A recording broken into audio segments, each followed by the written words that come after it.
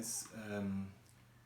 I will start a new series of reviews where I will review one graphic novel or collected edition at a time, and I will start this with this thing here. It's Earth 1, Wonder Woman Earth 1 by Grant Morrison and Yanick Paquette.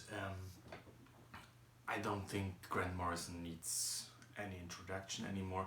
Yanick Paquette, for me, in my head, the thing that stayed with me was his miniseries with Grant Morrison, The Balleteer, out of the Seven Soldiers of Victory project. And I just remember big boobs, that's all.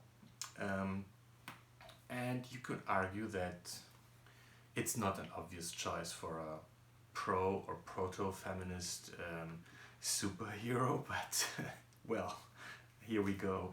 There is an explanation of Yanick in the beginning already. It sounds like an excuse, you know. This is for Diane, my mother, who shares with Wonder Woman more than just the name. Being raised in a feminist household offered me a modern view of the world, allowing me to define my relation to women in a fulfilling, egalitarian way, yada yada. And yeah, you can see how feminist his women look. I mean, take a look. This is what a feminist depiction of women looks like. They're all supermodels with fantastic boobs and you know, very diverse build. But this is not the issue that I have with this thing. You know, I really enjoy Grant Morrison, and I think he's one of the most talented writers in mainstream superheroes and in mainstream comics in general. And I always like and enjoy his take on iconic figures. You know, X-Men, Batman. He always takes the essence, the thing that works or defines those characters, and brings in an interesting spin, or just goes all the way and you know, tries to get them to a point where they crack up, or they have to redefine themselves. And I think he's a great innovator in that sense. So I was super excited not so much anxious, but excited to read his take on Wonder Woman. I think it's the first time that he writes her. I'm not sure. I mean, outside of JLA or whatever. And he gave some interviews where he talked at great length about the creator. I forgot his name, but you can Google or Wikipedia it. And it was an interesting guy. He was a doctor, a medic, and he was also the inventor of a test of the lie detector. So you see where how all those little influences come together here. And also a big thing, obviously, about Wonder Woman, we all know about it, about her history, is the whole bondage thing, and the good girl art bondage thing. Yes, there always were sexual undertones in Wonder Woman, and of course, it being a mainstream, kid-friendly superhero book, they had to be suppressed in a way. And so Grant Morrison came and said, yeah, I will unleash the sexuality. I will show you what Wonder Woman is really about.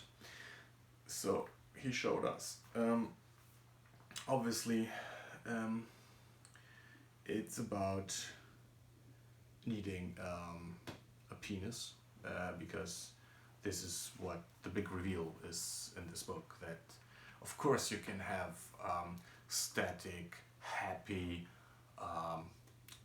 quasi-lesbian society with beautiful women, but in the end they just need the manliness and the dick. I mean, the whole time, of course, it's about how Wonder Woman is not allowed to get out of this wonderful paradise like world, not allowed by her mother. But of course she's a rebel and she will resist that, and in the end she escapes, or she takes a trip to the bad world outside, which is defined by men, also in a very caricature way, a caricature world, our world. It's so, everything is so black and white, over the top, and kind of cheesy, that I liked it. So because you can't take it seriously, and how could you? I mean, look at this. It's a fucking comic, you know. I mean, it's so in your face, a comic. There is no coloring concept here. It's just, yeah, make it colorful, make it bright. Or the characters, they're always posing, you know.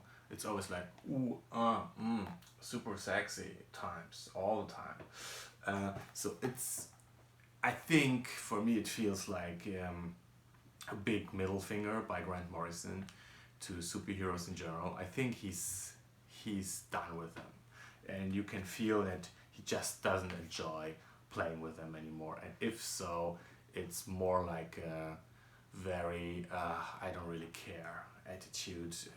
I just go with whatever comes to mind. I hope that it was intended, because having your mouth open all the time, expecting, I don't know, something to be inserted, is more a thing we know from porn.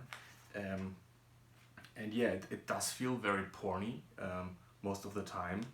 And I have to give Yanick that he really can do it. He could draw beautiful porn, and I would totally enjoy it probably. And I think at the end there is, I try to get any kind of message or learning out of this, but there is none. Other than, yeah, women need, in the end they really need like some manliness in them, or some dick put somewhere into them, or and on the other side, of course, men need to accept their you know, that also femininity and beauty has a place in the world, and of course all the other positive things that are associated with women. Why ever egalitarian, the whole thing about being equal and blah blah, it's a women's thing now. So it's super how should I put it, simplistic. And yeah, I mean, you can gauge at the art. This is what this is made for, and enjoy it for what it is. But it's a definitive pass for me. I also don't really get the whole layout and design. It's way too much. It looks kind of 90s cheesy cheesecake like. So I mean, it's no John Williams III, which I think would have been an interesting fit, you know, coming from Promethea and such, because I think Promethea was a really interesting take on the whole Wonder Woman type of a character. But this year, yeah, I don't know. I really wished to have enjoyed it more. Especially the whole sexual part, but it feels as suppressed as ever, and I can't really recommend it. So that's it. You can subscribe to my channel here, and I will return next week with a really great graphic novel that I just finished. Probably the best graphic novel you will read all year. Until then, enjoy your comics and have a good time. Bye bye.